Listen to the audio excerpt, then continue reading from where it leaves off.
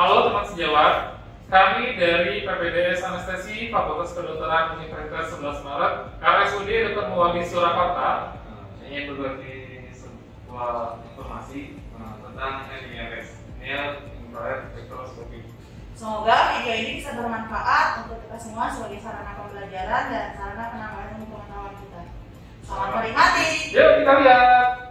Saya terangkan apakah itu NIRS. Ya, NIRS itu sendiri adalah kepanjangan dari Near Infrared Spectroscopy yang dapat digunakan dalam berbagai bidang medis. Seringnya sih digunakan sebagai non-invasive cerebral oximetry untuk memantau oksigenasi pada cerebrum. Prinsip mekanisme fisika yang digunakan kurang lebih itu mirip dengan pulse oximetry yang konvensional. Ya, jadi dengan NIRS itu sendiri, oximetry cerebral itu menghasilkan hukum Beer-Lambert dan resolusi spasial untuk memperoleh informasi oksigenasi dan deoksigenasi Hb pada cerebral. Spatial resolution menggunakan detektor shallow dan deep untuk mengetahui STO2.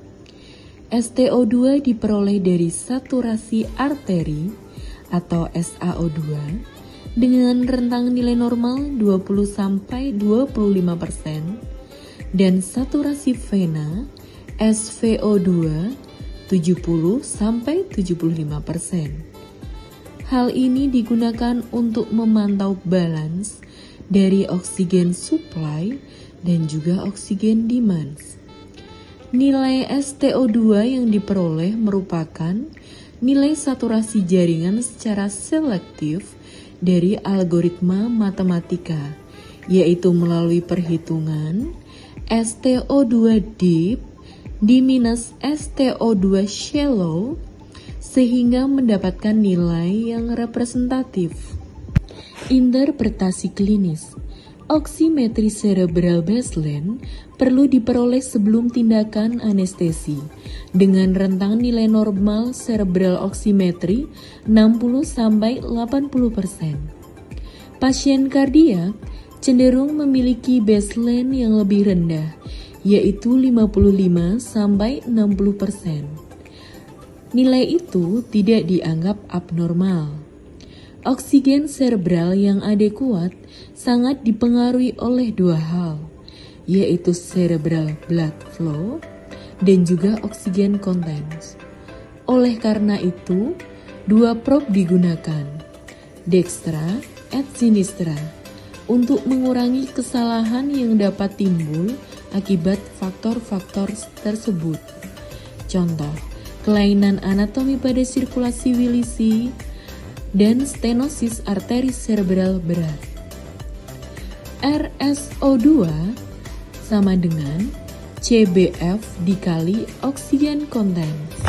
Terima kasih. Ya, ini yang baseline. Kalau untuk otak kirinya dia 68. Untuk otak kanannya baseline-nya dia 73.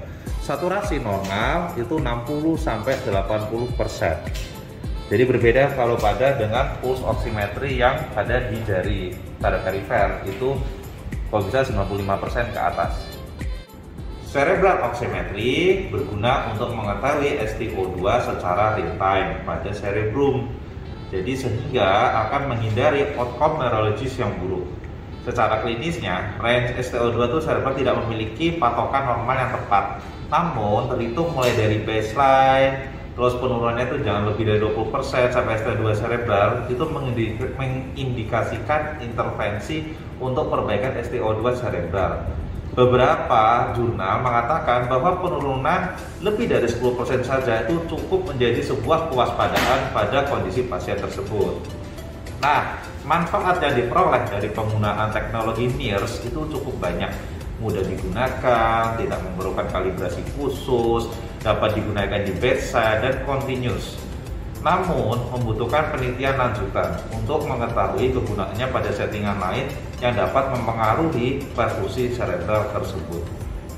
Oke, sekian saja review dari kami tentang NIRS. Semoga bermanfaat buat Anda semua dan rekan-rekan sejawat kami semua anestesi Kami mundur diri dulu, jangan lupa 5M. Wassalamualaikum warahmatullahi wabarakatuh.